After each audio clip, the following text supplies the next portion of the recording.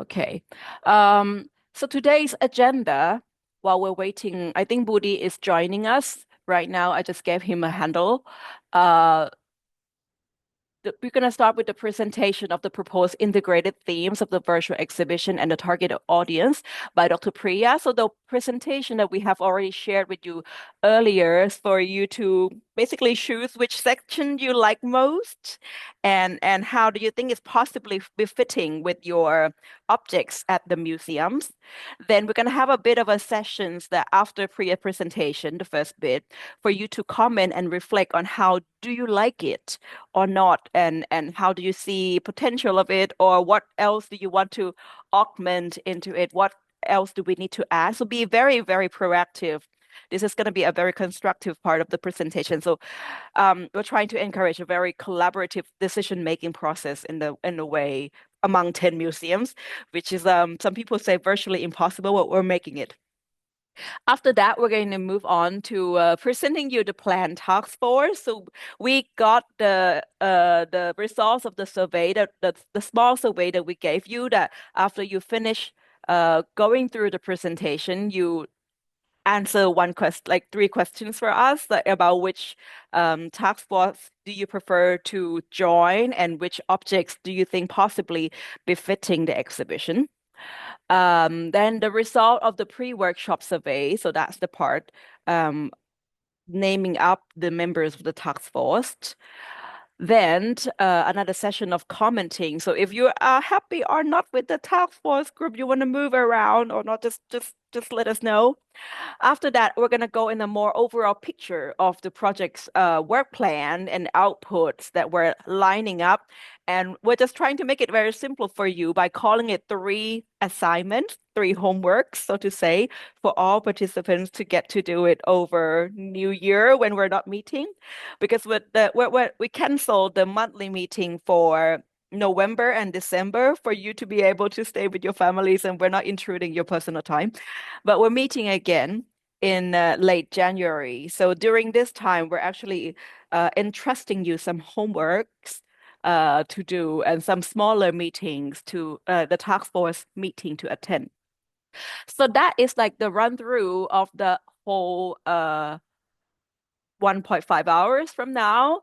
And if you have any questions, you can actually pop hands up, like the click the hands up button right in the middle of the presentation. Or I think if you have something very burning that you need to say, we actually welcome it as well. So without further ado, I'm just going to give Priya the floor so she can run us through what we have already previously shared with you, but in a more details with the explanation of the mastermind behind this thing. Okay. So Priya, the floor is yours. Okay, yeah, all right. So Priya, you're muted. right. Sorry, LK, I'm going to share the deck from my side Yes. as decided. Yeah, all right.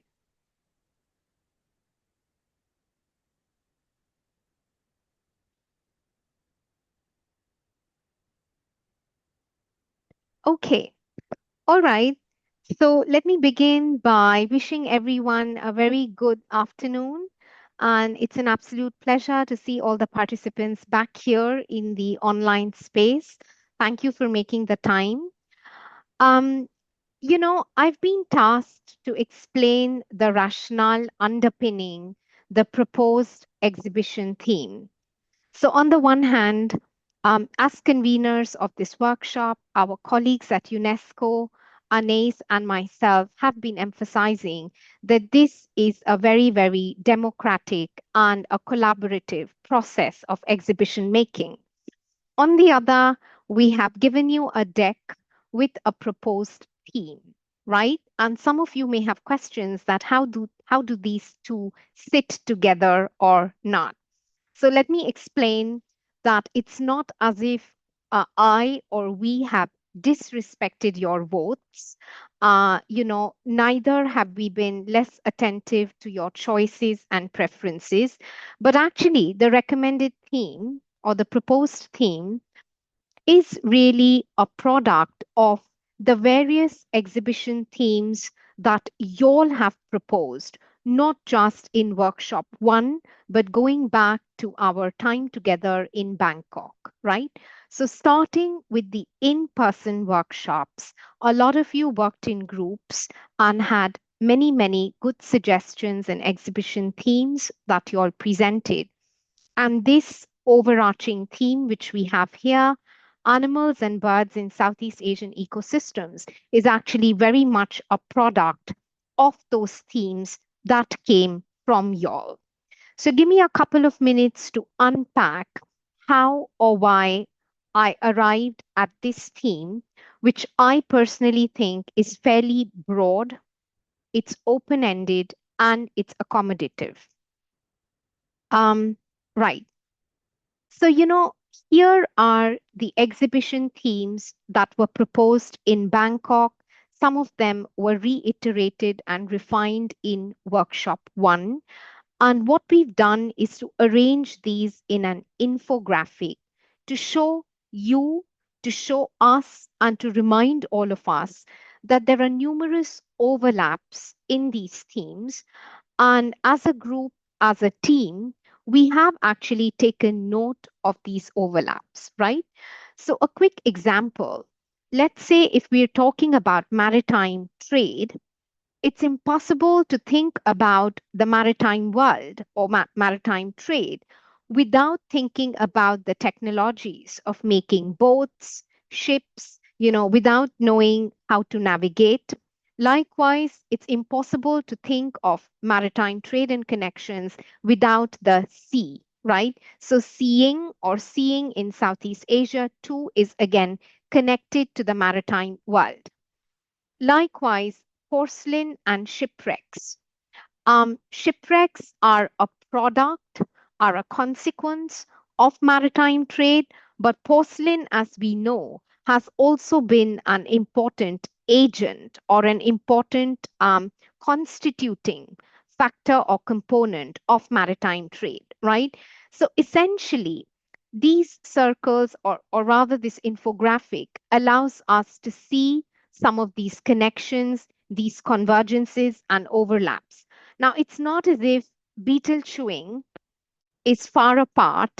I may not be able to draw a connection immediately, but you will see in a couple of minutes how all of these circles come together in our proposed theme. Now, I think the issue that we were faced with last time in workshop one, there were concerns that were raised about, you know, how well will each of your museum collections find representation or not if we were to go with one or the other theme from among these bubbles, right?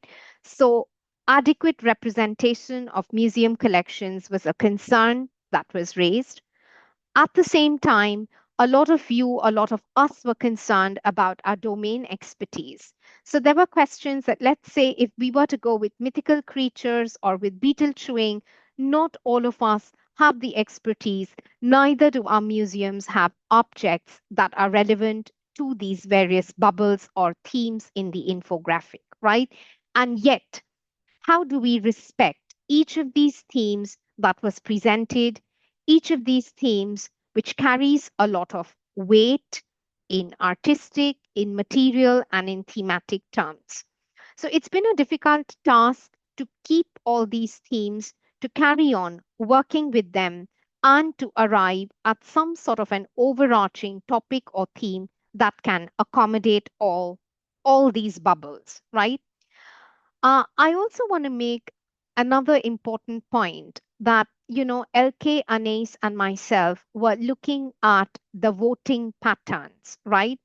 So the groups in which y'all were configured back in Bangkok, what were the sorts of themes that y'all suggested? And then again in the online workshop, how exactly did y'all vote individually or as a group? And what we noticed is that actually the voting pattern has been very, very flexible, to say the least, or that your votes have been fluid enough to travel between and among these various topics. So, to give you an example, I think our colleagues at the Lee Kong Sian Museum presented seeing in Southeast Asia as their theme in Bangkok.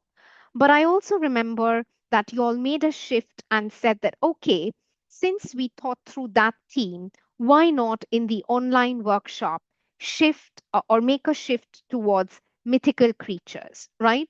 Also, many of you voted for multiple topics. So you all didn't stick with one topic, but I see your names against multiple themes and topics, which means again, there is a lot of flexibility and fluidity in the way each of us is thinking, whether individually or as a group. And then I also want to sort of, for the sake of recapping, and unpacking this process, how exactly did we as conveners arrive at this theme? I do want to highlight one more concern. I think mythical creatures as a topic, at least when presented and discussed in Bangkok, was seen as a very open and almost an all-encompassing theme that could basically include um, the water, the terrestrial, and the celestial zones, right? But in the online workshop, and we do respect this, that there were concerns raised about whether or not such a theme is permissible within certain cultural or religious frameworks. So, what I'm trying to put to y'all is that we have wide ranging topics here. At the same time, we are limited by our museum collections, our domain expertise, and what our museums may or may not allow, right? So these are the sorts of constraints that we're faced with. We also do not want to go with an exhibition or a topic that is overexposed in the online world. We want to try and produce something that is new, a project that brings new perspectives, new ways of seeing, and new ways of connecting, right? So I'm just going to go back to two important points that were raised by Sharul and Carol. I think Sharul almost closed off that meeting with this important message that there was a way to take this theme of mythical creatures and perhaps open it up more widely so that we're not just sticking with mythical creatures, but we're opening it up to animals and birds, or the world of animals and birds broadly conceived, to which I did say that animals and birds have a strong presence in numerous religious frameworks, including in Islam, right? So, so it's not like I'm privileging Sharul's suggestion, but that was a trigger. At the same time, Carol had a very, very important point or question that who is our target audience, right? So, what I've done is to try and work with this wide range of themes that we already have before us. I've kept in mind the constraints that we face working for institutions and in terms of our own expertise. Um, and I've also tried to work out what I think might be an ideal target audience. But all this is open for discussion in a couple of minutes. And we'll have LK come in and moderate that discussion. But for now, and returning to the process. So, how exactly did I arrive at this theme, which I think is overarching, right? Animals and birds in Southeast Asian ecosystems. Well, here we are, and here is this infographic. Um, each of these themes and bubbles, I think, can be incorporated in the larger exhibition title that I propose. And in a minute, I'm going to show you how. So here is a sort of rough um, map or a rough visualization, a preliminary visualization, if we could call it that. This is a first draft or a preliminary visualization of what this online exhibition can become or what it has the potential to become. You will see that the themes that each of you presented as groups appears in this exhibition or this exhibition plan one way or the other, right? So I'm just going to walk us through this map briefly before we get to the target audience and then before we come to discussing the viability of this proposal. Okay, so animals and birds in Southeast Asian ecosystems. By ecosystems, I'm not just referring to the actual ecosystem which is made up of nature, right? By ecosystems, I'm also referring to religious ecosystems, cultural, artistic ecosystems, right? So we're looking at ecosystems in a very sort of wide ranging fashion to begin with. Introduction, or this pillar that you see to the extreme left, this is my way of entering the topic. But of course, again, we could discuss this. I just wondered if it might be useful for us to think about our knowledge of birds and animals in Southeast Asia. What are the kinds of knowledge systems that we use or we subscribe to, right? So, the Southeast Asian region and people residing in Southeast Asia have always had knowledge of its birds and animals. So, there has been a local, native, or an indigenous system of knowledge that has come down to us and that has basically given us a deeper familiarity with animals and birds within the region, right? So I wondered if we could look at animals and birds through this lens of indigenous knowledge systems. And I've also suggested accompanying objects, but of course, we could come to this later, and I'm hoping to get your input on how we can expand the remit of what these accompanying objects could be. But for now, I thought that indigenous knowledge or knowledges of birds and animals come through most effectively in terms of manuscripts, traditions of storytelling, folklore, songs, poems, performance. But the indigenous systems of knowledge are not the only ones which tell us more about birds and animals in the region. As we know, with the advent of colonization, there have been newer ways of understanding birds and animals. And so this is where the 19th century systems of knowledge come in place, and these could be best illustrated via natural history paintings, actual specimens of birds and animals as were collected by colonial administrators and surveyors, and cabinets of curiosities. So I just think that juxtaposing these different systems of knowledge um, which familiarize us with birds and animals within the region are a good point to begin. Also, because in the conclusion, we can come in and wrestle with these two knowledge systems and figure out what is a good way forward. Now, the two pillars in the center of this map, uh, I mean, they really define, or this is the body main of the exhibition, where we're looking at birds and animals as they're articulated or as they're conceived in our traditional belief systems, philosophies, and practices, right?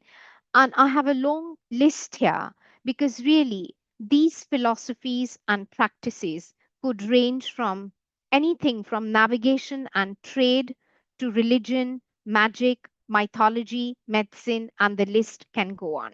So, again, very quick examples.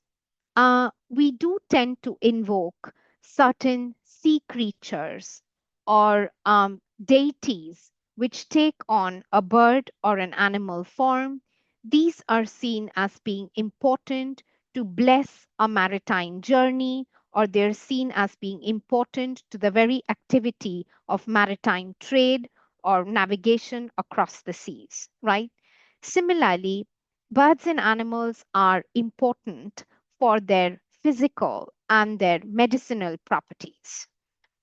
Oftentimes, hunting tools too have bird or animal motifs to ensure success and good results in hunting.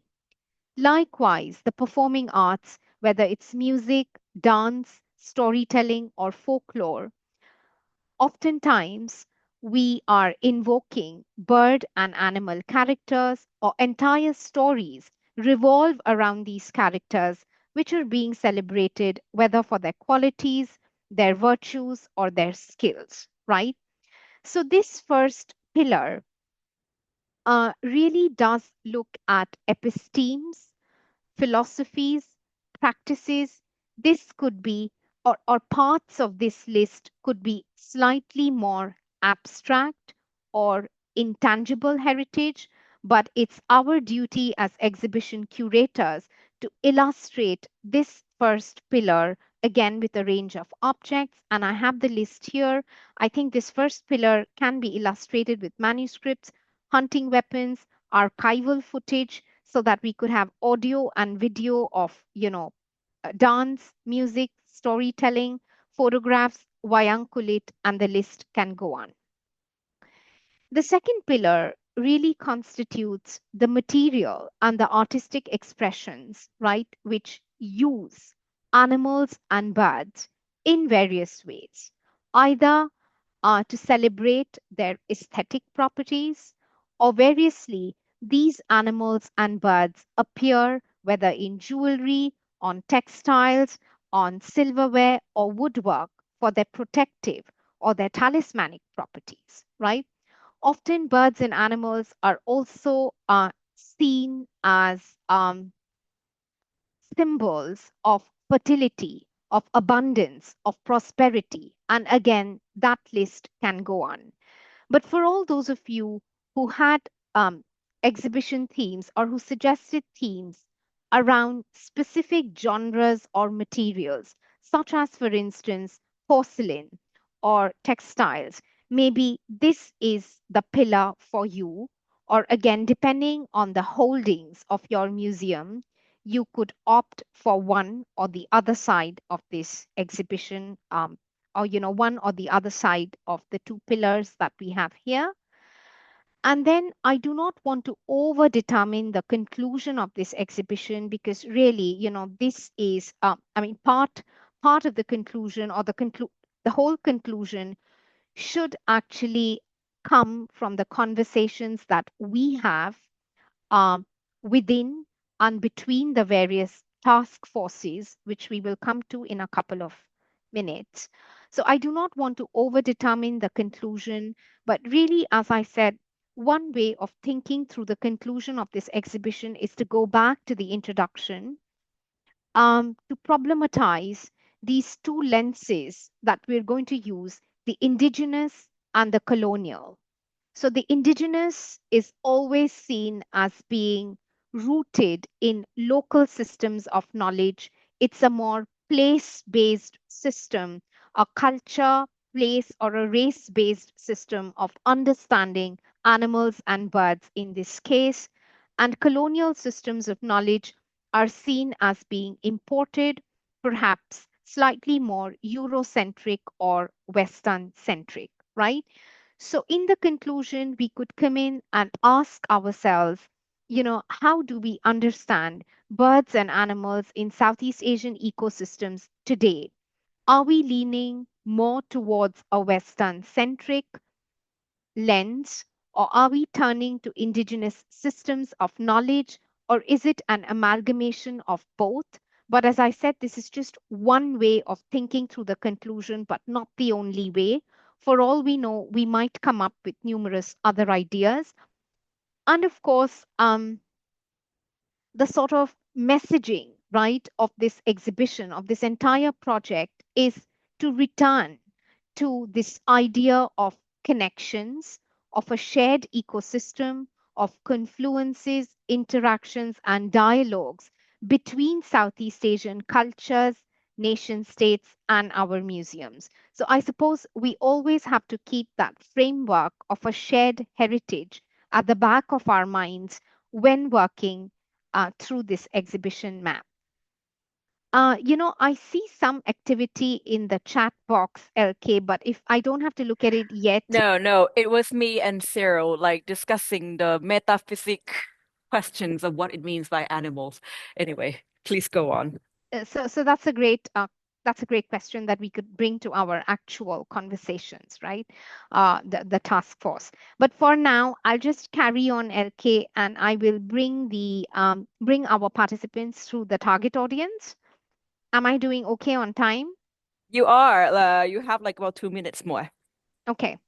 So very quickly, the important question that was asked by Carol, um, we really wouldn't know the nature and the scope of our exhibition until and unless we're not clear about our target audience, right?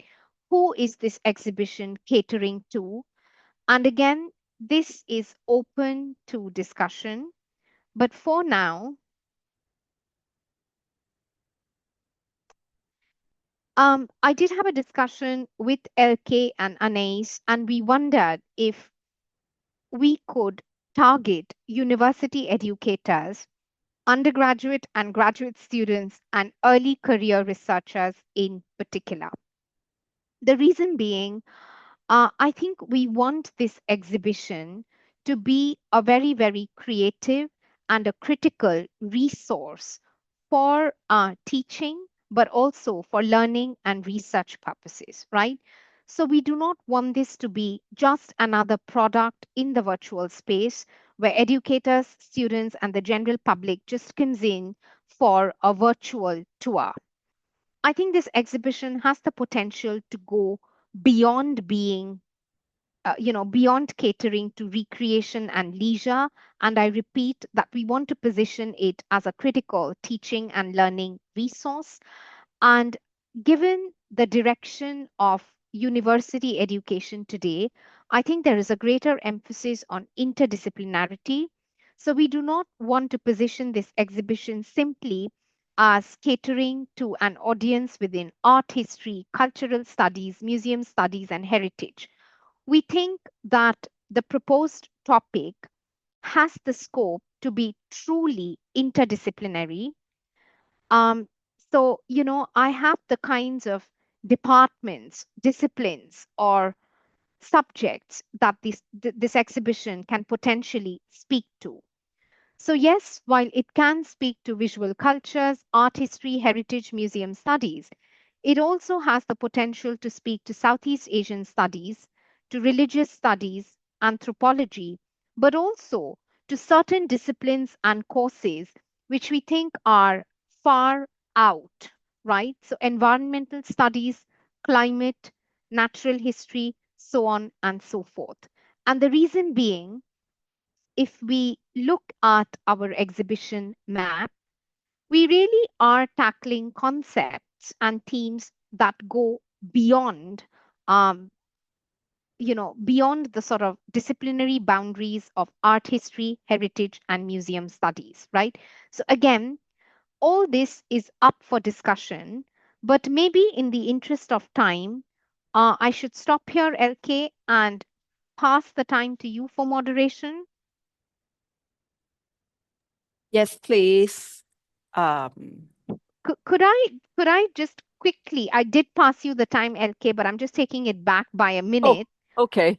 Just give me a minute. I think was it Brian? I can't remember, but somebody did emphasize this point about how our exhibition, yes, it needs to look at the past and the present, but Mm, if it could also have the potential to be future looking. yeah, Right. And I do think that this topic has the potential to look into the future of, human animal relationships, of ecosystems broadly conceived, and so on and so forth. So, that's a very good angle, and it hits like the goal on environment, sustainable development goal as well, so to say. Thank you so much, Priya. So, any comments, everyone? As you saw, Cyril has been like the literary masters posting a lot of very beautiful names. I'm so like tempted to share with you, like to have like myth, motion, and materials, creatures that shape culture in Southeast Asia, scaled feathers and finned. The art of animal motifs and living symbols, the animals and the ocean in cultural design. So, I mean, like you can go and vote with your thumbs up. But in the meantime, if you have any comment regarding what Priya just shared with you, Priya, I think like this one is the one that you left off, the related theme that could be covered, or kind of like being a side interpretative panels or things that would come during the exhibition as well, like on the angle of like colonial and indigenous knowledge system, on the stylization of different animals in different cultures, the functions, the meaning, and the interpretations of all the animal motifs, like what it means. It means like, protections, it means fertility, prosperity, or something as well. The decolonizing the knowledge of Southeast Asian ecosystem and deploying vernacular sources on materials in a study. So the floor is yours. Do you want to reflect on what you just heard? And I know, like, because we gave you the slides previously, so you might already have like a lot of reflections. So anybody wants to speak first, please raise your hand. We have about 10 minutes for this small commenting sessions before we move on.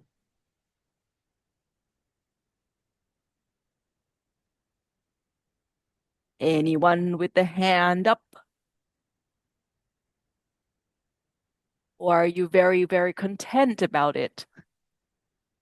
Like a music to your ear, this very integrative solution we provided. Can I? Oh, yes, please do. And I think I couldn't agree more with their Priya. I think it's very clear now that it's easy for us to find the material culture evidence to actually when you do the exhibitions, the most important is the cultural evidence. Mm, That is the one people needs to, I mean the audience need to know that is a that it doesn't matter how this storyline that you created everything, but the object is very most important. I think that this kind of uh, I mean the topics or everything introduction animal sample it can be a very huge attraction to everybody. mm, Every level of ages, every level of people will be like it because it is huge, that it's easy for us to no boundaries. When talking about animals, symbols, everything is animated. Just only what we need is what the catchy top name. title. Yeah, Yeah, yeah. the team that Yes. can catch the people to go to the exhibitions, online exhibitions. I think Mm-hmm. the young generation love it because they will love it about mythology, animals, and as I say, I try to create a three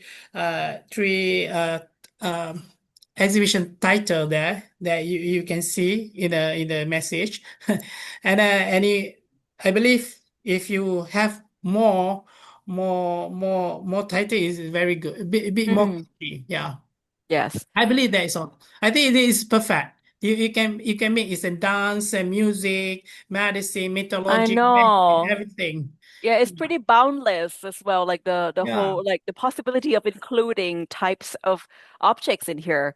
So I yeah. have hands. Katie first, please. Okay, hello. The sound is okay? Yes, Yeah, perfect. okay. So I think I just wanted to comment a bit about the indigenous knowledge, colonial knowledge bit, Mm, that angle. So I think apart from just seeing them as like two separate knowledge systems mm, that are pitted against each other, I think what we have found in our own other kinds of research also is that actually a lot of times this colonial knowledge is also based a lot on indigenous ways of knowing. So some examples would be looking at the species names, so etymologies, how things are named the way they are. So for example, there's a coconut crab. The genus name is Kalapa, it comes from the Malay Kalapa, which is coconut. And also there is this other pit viper that is in Tioman Island. The part of the name is Bunyana, which actually comes from like a local guardian of the mountain as well. So I think these kinds of things can maybe also complicate the idea of colonial knowledge and maybe also Yeah. question what it means for it to be for these kinds of ways of knowing to come into a colonial system, and also think about how can we reclaim this kind of colonial lens. Exactly. Yeah. LK, if I could just Yes, quickly please. respond to that. Yeah, Mm. Kathy, I think that's a great intervention. This is precisely the way in which we need to tackle this preliminary map. We want to avoid these kind of binaries between the indigenous and the colonial, but to really show how the colonial edifice of knowledge, particularly scientific knowledge around flora and fauna, very much rested in or on local agents and their contributions, right? So that's exactly the kind of problematization that we want to bring to this exhibition, and this is why we think that this exhibition has the potential to speak to university educators and students, because we really are tackling numerous concepts. We are trying to subvert existing ideas and rework some of these. So thanks for that contribution, and we'll keep that at the back of our mind to refine both the introduction and the conclusion and the journey between the intro to the conclusion. Thanks for that. Yeah. Thank you. Anais? Thank you, Kathy and Priya. And I had the same, I was going to react also on Kathy's comments that I liked a lot, and I agree with Priya. And I feel this is already taking us a step exactly towards where we want to go. This comment itself is a very good, a really good starting point for the actual exhibition. Imagine, like, I like that you mentioned this crab now. Imagine if we find a piece of material culture in another museum that has this crab represented. That would be like remarkable and amazing. And it's really, we should really look for it now. It's a great story. I really want to know more about this crab and this. I'd love to see a picture of it. Like I would, yeah. It's really something that I'm writing down, and I hope we can come back to it. I wanted to ask further a question to the audience about the shared heritage lens. And I was wondering the way you think about it. If you think about shared heritage engaging with this system of shared heritage, do you see it more as something constraining, or do you see it something that exciting and thought-provoking in the way you imagine the exhibition? And yes, it's something I wanted to ask you. Do you see it as a limitation or as doors? Anyway, I think we have, like, while you're pondering on that, we have heard from Malaysia, we have heard from Singapore, Indonesia, Brunei. Do you want to reflect? Or Thailand? Today, Thailand is represented only by the National Museum. But we will inform the two Songkhla ladies on the result. ค่ะ Anybody wants to open mic? Woody? Or anyone? I think I see Adam or a man.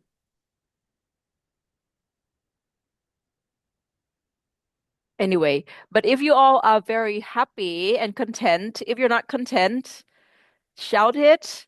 If you are happy, we're gonna move on for the interest of time. Oops. Okay, boom. Sorry. Right, here, now, I'm according to the survey, thank you so much. Some of you who completed it after you saw the deck until the page 13, which means like you actually have read it. But some who did not read, I took a liberty to designate the task force for you. So we make it very simple. We divided the task force by the section of the exhibition proposed by Priya. So introduction, traditions, belief systems, and materials and artistic expressions, and conclusion. The content within this that would frame the discussion within each small task force will be around the bullet points that Priya has already explained to you, like the types of accompanying objects, the governing content within which each one. So your job in different task force is actually to come up with the interpretative panel, come up with the identification of the objects and the accompanying interpretative panels. So just like how you do in exhibitions. So you have the objects, you have the one that talk about the story of it, and you have to link the stories within this collection of objects together between different museums and different countries. The thing is that it's impossible to have all museums in different sections. So if you're in one section, but you also would like to contribute your objects for the sections that none of your museum comrades is in there, you have to go and you can insinuate them. Like you can kind of like, invite yourself to crash the party. This is actually quite welcome.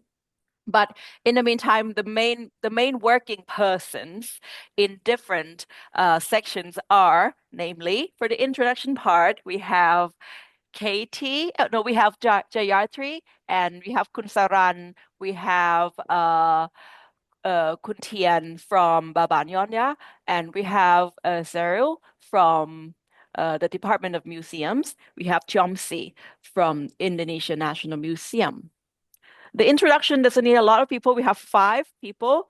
They will need to constructing the entire narrative to give a very meaningful introduction to this part, linking the importance of the introduction to task force is that you have to be the one sending the linkage to the next section of story. So you'd have to also study the entire flow of things as well.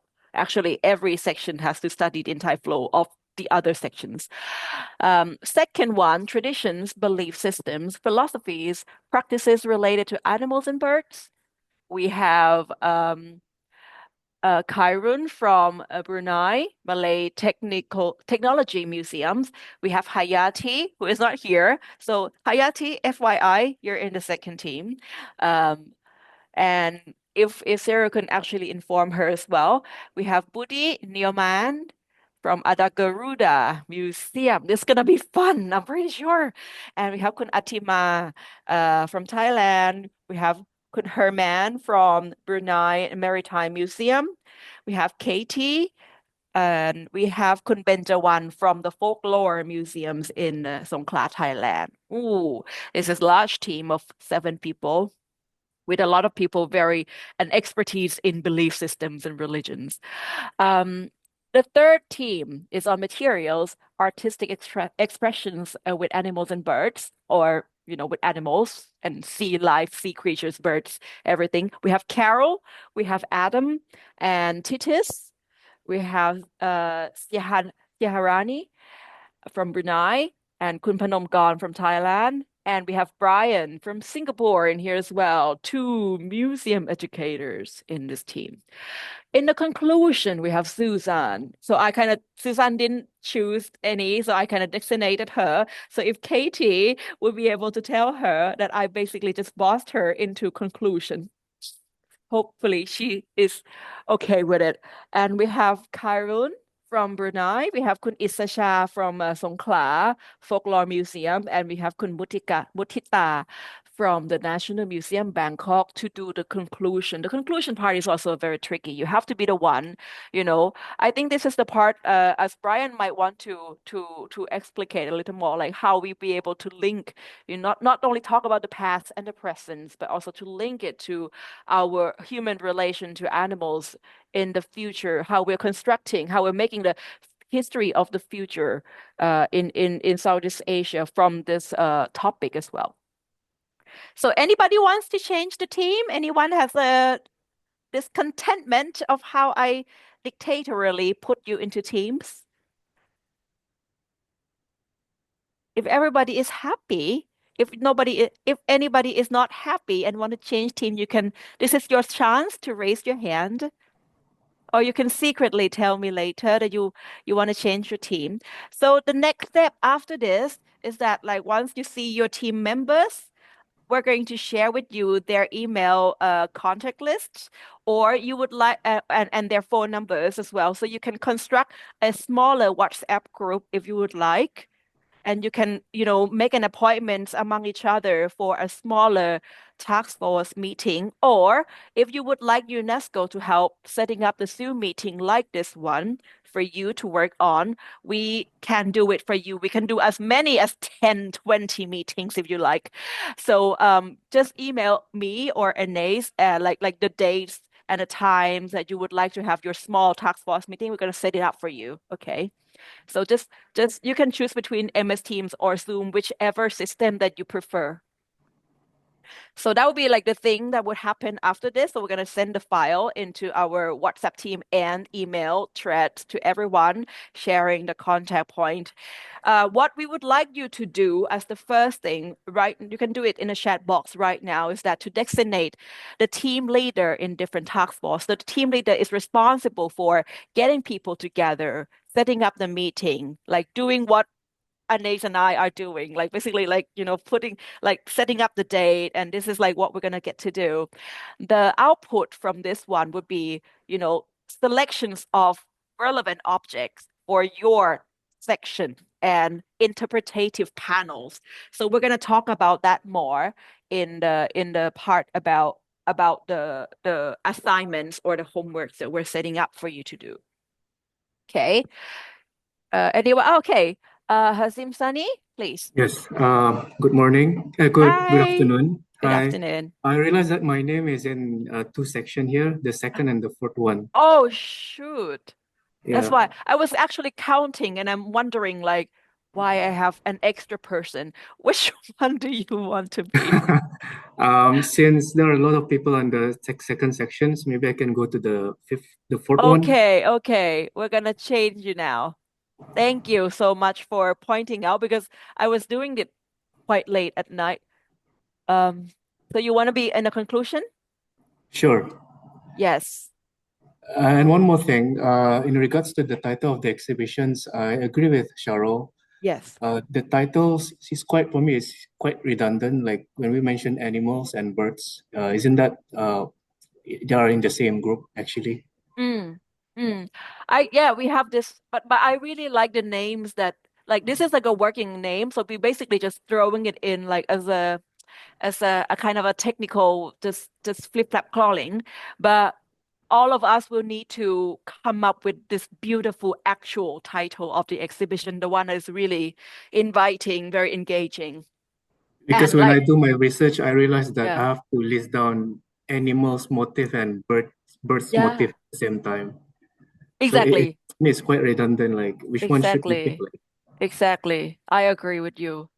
I was having this question with Priya, and Priya was like, let's just throw it because it's like it's really going to be something that to think about. Yes, true. And so in each of the team, Priya, if you would agree with me that in the task force, there will also, aside from beautiful names provided by Cyril, do other want to also throw in some names, and we can we can come up with a vote, or we can even use AIs to mix all the names together and make one full names, Yeah, depends. I agree with you, LK, because rather than providing the topic first, right? So we have a working title, which is good enough. But I do appreciate your point that every group can gather a few creative titles. And we gather titles from the 4 pillars of the exhibition and bring them together because you never know when you're working bottom up, right, from the Yeah. grassroots level with these objects, that you could have different ideas about what the exhibition title could or should be. So I fully agree that every group can come up with a bunch of titles, proposed titles, Mm. and maybe a short rationale to tell us why that title works or why is it being proposed in the first place? Mm-hmm. And I just did also want to emphasize, LK brought up that slide which I couldn't cover, the subsidiary themes in the exhibition, LK. Yes. So I just did want to remind everyone that we're not looking at birds and animals in their sort of naturally occurring form alone, right? Mm. We're looking at birds, animals in their stylized, hybrid dimensions as well. So different or manifold expressions of birds and animals across materials, Mm. media, surfaces, and practices. Let's put it that way. Clear. Thank you. Any more comments? I'm trying to find hands. Okay. Everybody is happy with the teammates. So this will be the teammates. They will have to set up smaller meetings, Zoom, WhatsApp meeting, or any modality that is convenient for you. And you're gonna have to finish the jobs that we're gonna share with you later. So if I can go on from here. So stepping back from the task force grouping a bit, coming back to just, I'm trying to repeat what we're trying to achieve and by the end of this project together. So by 2026, we all together will be able to produce the following things. These are the project outputs that we have. So the first one is the virtual exhibitions and communication and education materials. So we're now looking for the museum educators that we're going to contract to develop the museum education materials that will be collectively used in the virtual exhibition and at the physical exhibitions that will be a part of your museums in the near future. So that is the first output. The second output is the physical exhibitions, as we previously informed you. We have a bit of a small grant that will be helping your museums in, procuring some of the physical materials or supply to set up an exhibition with the very similar artistic overall, like the graphic elements and everything to the virtual museum. So you have this very relevant section to the virtual museum that links between 10 museums at your museum exhibition. It could be the permanent exhibition, or it could be a rotating, like a seasonal exhibition. That's your choice. What you will have to do in this part, we're going to start talking about the physical exhibition after we finish the virtual exhibition. So step by step together, okay? So we might just start talking about the physical exhibition after we launch the virtual exhibition in mid-May. And the last project output is this framework. So now I have a new name for it. I've I just took a liberty to name it as the Shared Heritage Framework for museums in Southeast Asia.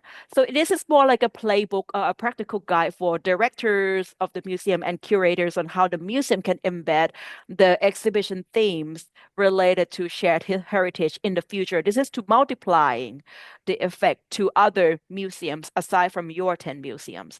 So it's more like a gathering of lessons learned from your museums, sharing it to more number of museums at the end of the project. So these are our three main outputs. I'm being very clear. So I'm trying to hide this thing. Okay. So how do we plan to raise awareness about your upcoming virtual exhibition? We have this campaign. So Anais has already started working on this. We call it now the Shared Heritage Museum Spotlights or Highlights. I don't know. I keep changing between highlights and spotlights, sorry. Or in short, SHM. And the objective of this is to kind of gathering public attention to the upcoming outputs we have. We will have the virtual exhibition. We will help promoting your museum through our 10 physical exhibitions at your museum. And we're going to promote the sub-regional framework that I talked about at the end of the project. So what will consist of this whole campaign of the Shared Heritage Museum highlights is throughout the year, we will have a thematic social media post on UNESCO, which we also hope that your museums or your personal social media accounts will help sharing or tagging. Altogether, about 20 posts. Each will be the pictures or the articles shared by you in the assignment, which I am about to explain next. Second output, second works are from this Shared Heritage Museum highlights is the 10 short articles that will go on UNESCO website. Will be under your name. The authors will be you who will write the articles for UNESCO. So this is a good portfolio opportunity in a way. We have our editorial team from Reuters to take care of beautifying your articles in a professional grade.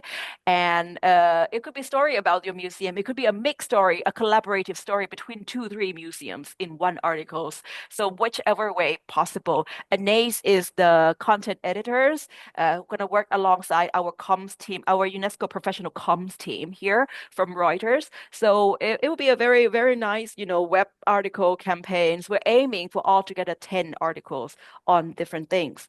And after we have enough number of social media posts and enough number of web articles, we're going to start thematizing them into 4 quarterly newsletter by emails. We have a pool of mailing list quite large among people who are museum enthusiasts, and they would be able to get this direct email newsletter from UNESCO about your museums, about your objects, about our virtual exhibition together. So that's our editorial planning for raising the publicity planning that we have. This is the work plan. So far, we have activities like the first one is on section task force meeting.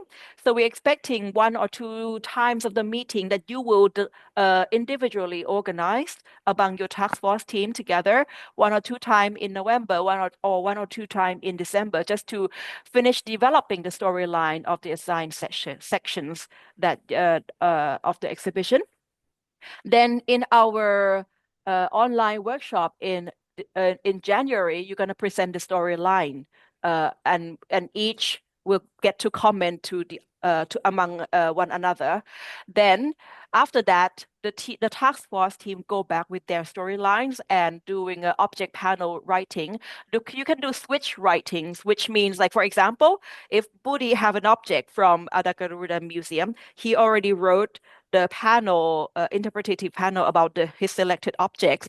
He might just give the writings to another person to review, or another person to start writing about his object from the scratch. So either way that works for you, you can decide. During that time, we have the online workshop number 3 from January to number 7 in May, when we launch the virtual exhibition around May or June. Yeah, the virtual exhibition will have the panel review, digitization of the objects, and web design until the launch. The education material will start being drafted around March next year, and the comms for the SHM highlights will start being done right now by Anais, and she's setting up things for the newsletter right now. The physical exhibition, as I said, the call for plans from all of you, from all 10 museums, will start around May 2026, and we're going to do administrative grant transfer after we got your plan. So that's the plan until almost the end of 2026, right? Now, summarizing what we just told you into 3 homeworks. We call it homework set 1 because there will be more homeworks in the future. I can tell you.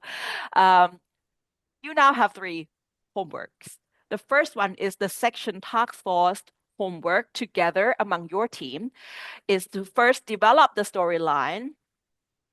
And we just add the new thing right now is to have a suggestion of the title of the virtual exhibition, just suggesting beautiful names, as many as you like. Okay, so then we're gonna do a survey next time. We can put this all in Google form and it's like vote for the names or something like that. Okay, and then the team will present the storyline at the workshop, online workshop 3 on the 22nd of January. That's when we meet next time together, collectively 20 people. During the time for the task force meeting, UNESCO can always set up Zoom meeting links for you. So just tell Anais. Anais going to put things in the calendar and set up the smaller meetings on Zoom for you. Okay. Now, your individual assignment number 1. This is for the social media posts that we're trying to, we're not, it's not going to be an individual post on each thing. We're going to mix your photos together and we're going to rewrite the captions for the social media, like a long captions for social media, using the photographs of similar themes. So we're going to set up this theme among the 4 themes that we're trying to go for right now, and we're going to multiply into 20 post on our Facebook, Twitter, and Instagram of UNESCO. The first one. So thinking along one of these 4 questions when you are sending us up to 10 photographs from your museum, and you might just write us some explanation what the photographs are about. Do you have photos of the most unusual, unexpected item related to Southeast Asian life at sea? Or do you have item related to your cultural connection to nature, culture's connection to nature and sustainability, something related to human life and environment, something like that? Or thirdly, do you have objects that have a twins in other museum, for example, most commonly some Indonesian objects that could be popping up in the Netherlands or something like that. You have like you have that twins object to something that people might find in other museums in Thailand, could also pop ups in Malaysia or something like that. The twins objects in different museums, and you write a story about it, how the twins have been separated or something like that. Or lastly, something more closer to your heart, the photos showcasing your passion, your personal or professional passion, something that you are working on in your work lines at the moment. Accompanying the photo set, we would like to have a very, very short, like maximum 100 words. So it goes around like 3 lines, so to say, explanation in English at least of what this photo set is all about. And we're gonna, Anais, not we, Anais, sorry. Anais will do the editorial mixing of them and write a new story linking objects from one museum to another 5 museum in one social media post. The contributor of this one, so this is a voluntary thing. Not all of you need to do it, but if you do it, we're sending you a United Nations pin to home on me. The cost of the postage on me. So this must be done before very soon, 15th of November. So you have around 3 weeks from now to do. How to submit is by clicking here. So we're going to share with you this PowerPoint in PDF, and you can either scan the QR code or click this link here, and it's going to go to the form that you can upload the photos and write the explanation and submit it to Anais. Okay, so that's how we can, like, in a very orderly way, arranging all the information. So the deadline for this first personal homework is 15 November. The deadline for the task force is next year in January. The second homework now, sorry, I'm eating a lot of time now. The second homework now is on identifying. This will be something in relation to your task force. Okay. Identifying 1 to 3 museum objects relevant to your section's storyline. So this one, you have to finish the storyline more or less first, and you have to write the interpretative panel of that particular object. So one museum could submit 1 or 2 or 3, or if you have more than one person from one museum, the more the merrier. One person can submit 3 if it's not enough, the second person can submit another 3 for the same museum. Of course, the National Museum Bangkok is smiling because they have 4 people. And you write the interpretative panel explaining the significance and the relation of it to the storyline of that sections. So it should not be a static story. It has to be a story with linkage to the theme of the exhibition, okay? To reflect on the shared heritage in Southeast Asia. The panels must be authored by the one submitting the photos only. You can't use other people to do it for you because the authorship, we're going to credit your names in the interpretative panels in the virtual exhibition. But good news is that we have translator from Thai and Indonesian to English. So Thai and Indonesians can write in your language. Sorry for Malay, Singaporean, and Brunei. You have to try to do it in English for us, please. But we have the translators in 2 languages right now to help you making your interpretative panel in English later. Once we finalize in English, which is good job of Priya with assistance of Anais for the virtual museum, we're gonna just review it with you throughout the next monthly online workshop. Okay. The interpretative panels the write up here, we have 2 functions. The first function of it is to be the interpretative panels for the accompanying the objects in the virtual exhibition.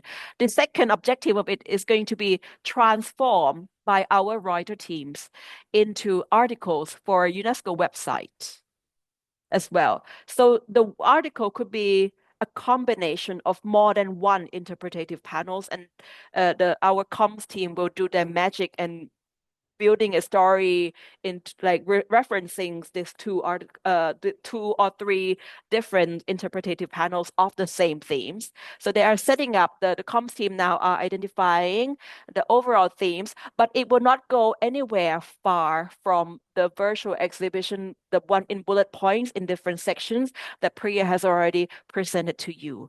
The deadline for submitting this homework is in mid-January next year. And you can do so by this second link here. So we're going to send you this page with the link and everything. We're going to keep reminding it to you through WhatsApp group, and you will never forget about this homework. Any questions? Oh, okay. We have some of the chat. We have split specimens with the Lee Kong Chieng National History Museum in Singapore. So in Malaysia and Singapore, you have some of the twins object. You can collaborate. See?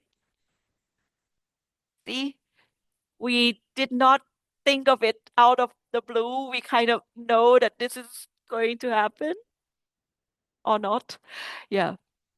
But anyway, any question, please?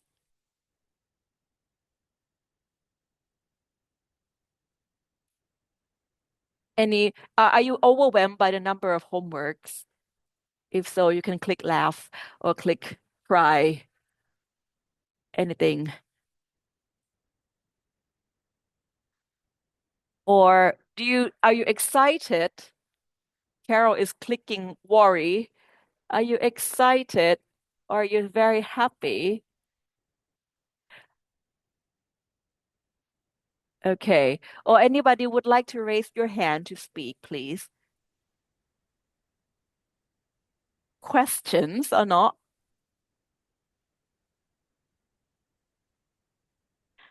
Sarah is very, very loving. Okay. Anais, please. Sia had asked me a question via WhatsApp. I think he couldn't make it today. Oh, okay.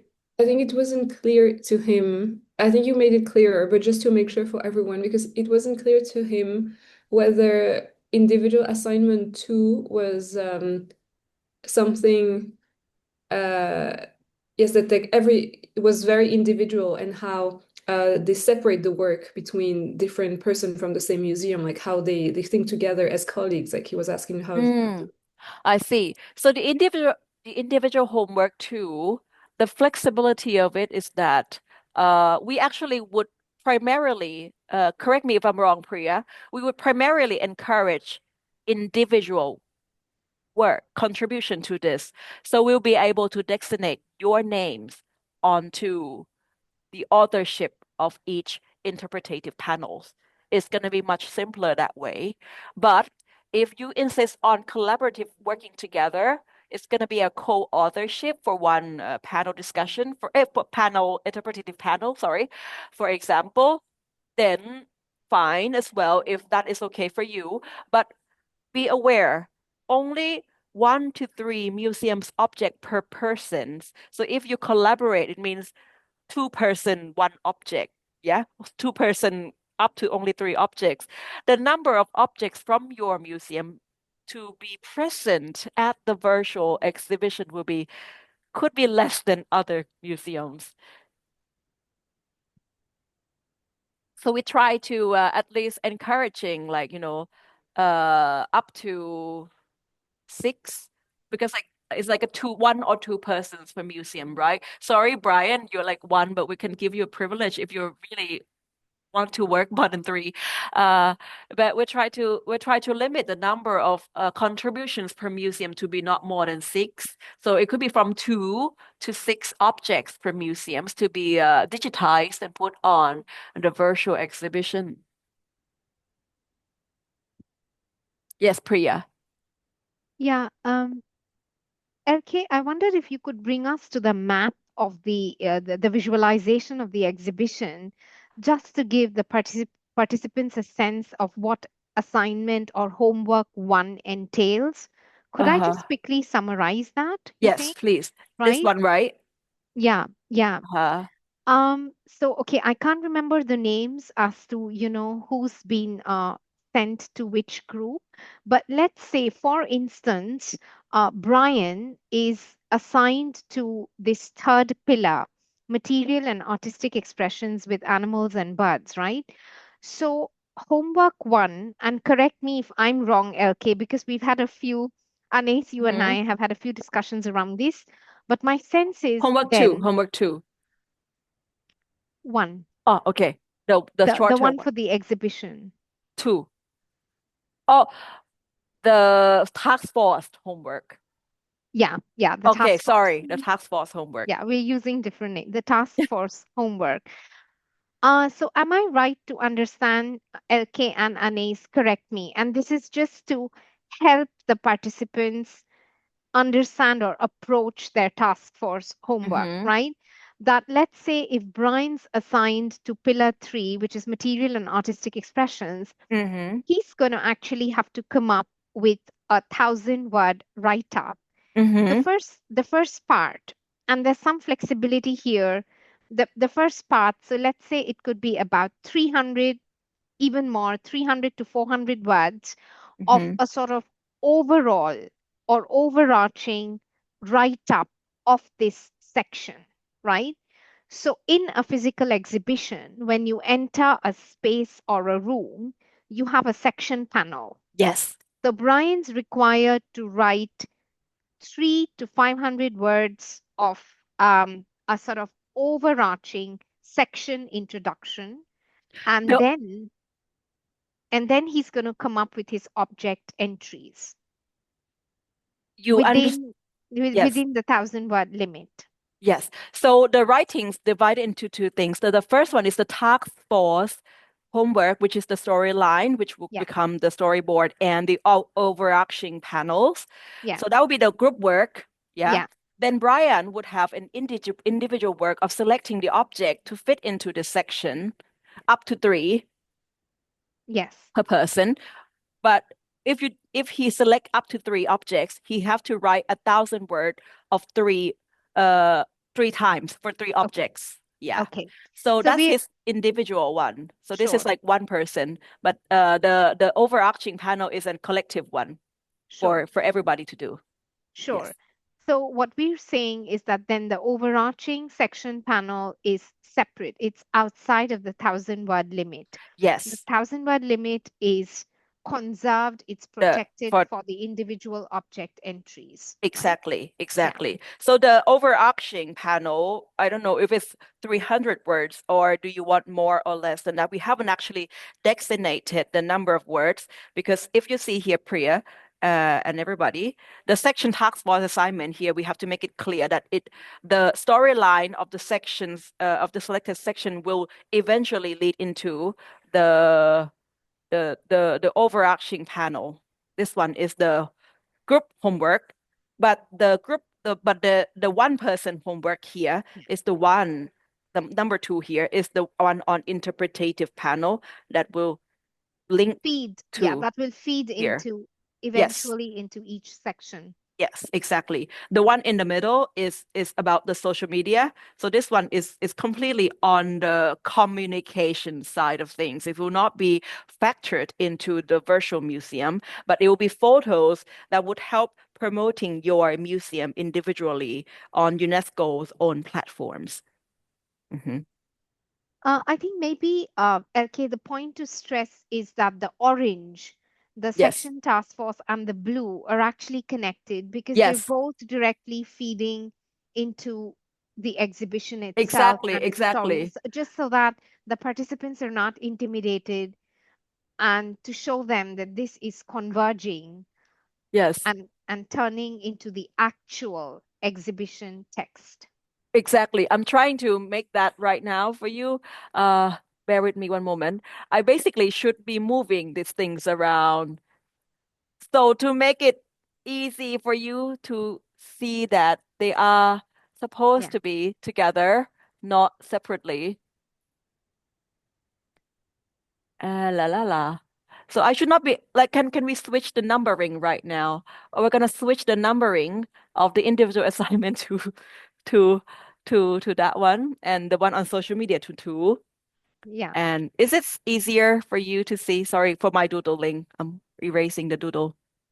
No, I think this makes sense, LK, because I think this is how we mapped it perhaps somewhere in the raw deck of slides, if I Yes, remember. So yes, yeah. yes, yes.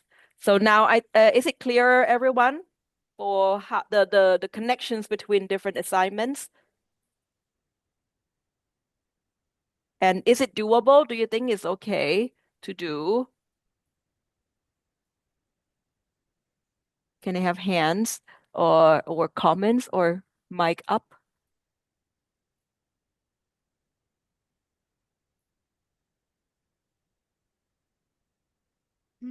Okay, maybe, we do want to give the task forces some tips because when we were having this conversation, we did sort of say that it's up to every group to identify members who might Mhm. be very strong editors or writers Yes. so that different group members are submitting their idea of the storyline in a raw form. And then, you have these note takers and editors who are really pulling together the storyline uh, in, I wouldn't say that it needs to be very, very finished, polished, and burnished. That can Mm-hmm. happen in later stages. But I think it's up to the groups to identify 1 or 2 members who can really pull these different ideas together and put it down in long form. Does that Would make you sense? like to we can still have like about 10 minutes more before we close the session. The participants, would you like to assign somebody right now since we are together right now and use it as an opportunity to identify like some of the would you call it group leaders or group coordinators, so to say? Do you agree?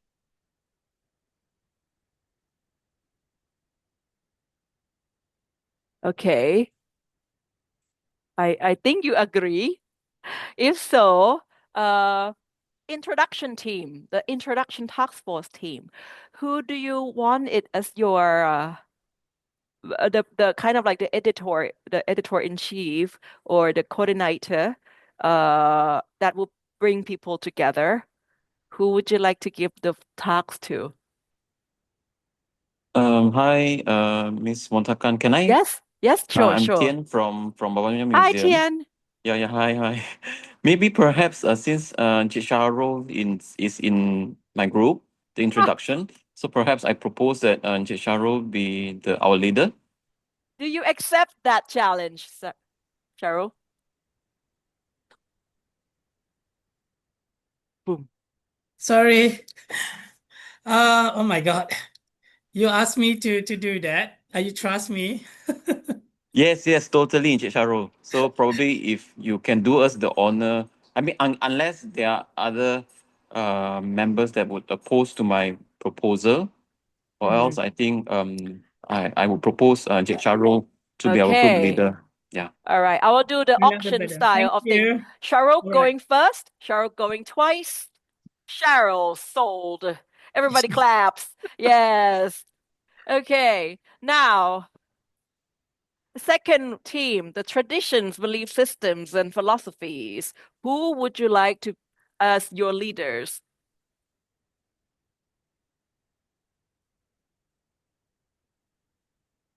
And Katie, you have the name coming up. Katie. Katie has nominated you. Would you accept the challenge?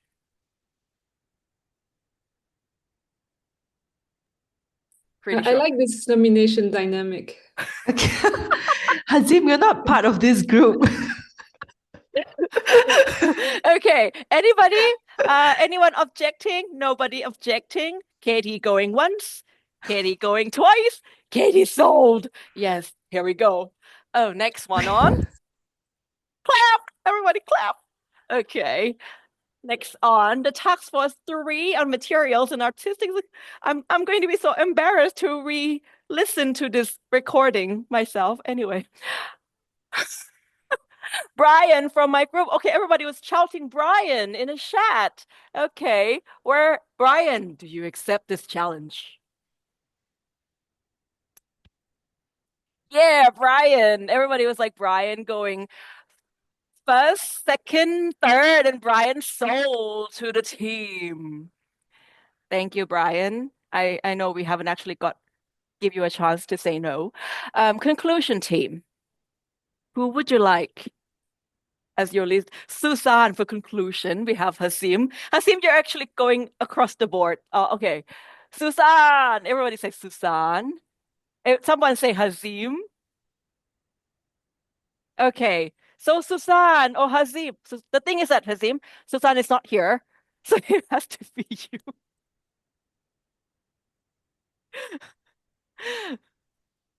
Hazim? We got the word Hasim order right now. So Hasim, Susan is taking the interest of being not present here. So you're the team leader, please. Hasim, everybody clap, please. Okay. I hope I did not shout and kind of like ruin somebody's workplace at the moment. And Priya, I think we've got our coordinators for different task force in a very fun way.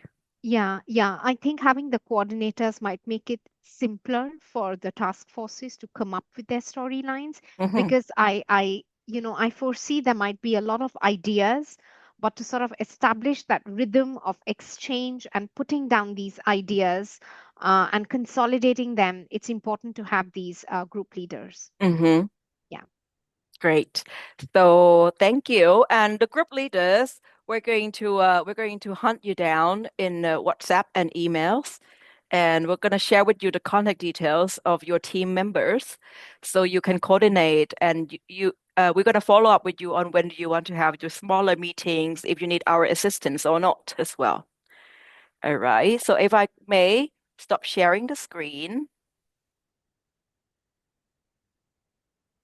Oh, I did not share my screen all along, didn't I? No, you did. Oh, Or was it me? Sorry. I Is did. it me and then giving you control, LK? Did I share the screen? No. It tells me someone else is sharing, so it's clearly you. Oh, okay. Oh, it must be me. Sorry. So I'm gonna stop sharing the screen now. Okay, but everybody saw my screen, right, when I was highlighting everything. Okay, great. Yes, we saw Right. everything. Okay. I thought I did not share my screen all along, and I was like shouting to myself recklessly. Anyway. I would never let you do that. I'm sorry, I'm being too energetic. I'm hungry. I haven't had lunch. But everybody, thank you very much for playing along and being so cooperative throughout the workshop. Priya, do you have any conclusion that you would like to share before we leave? I don't really have a sort of concluding remark to make, but I just did want to ask all the participants if whether or not you're happy with Mm, the proposed theme, because we didn't quite hear any critical remarks, mm, and I hope it's not a case where some of you are not entirely happy with the theme and are just playing along. I mean, if there are concerns, I think you should feel free to raise them here. hmm So, can we see a show of, I don't know, hands or Hands? happy emojis to Yeah. say Do you that? want the if you're content, you can show your emoji?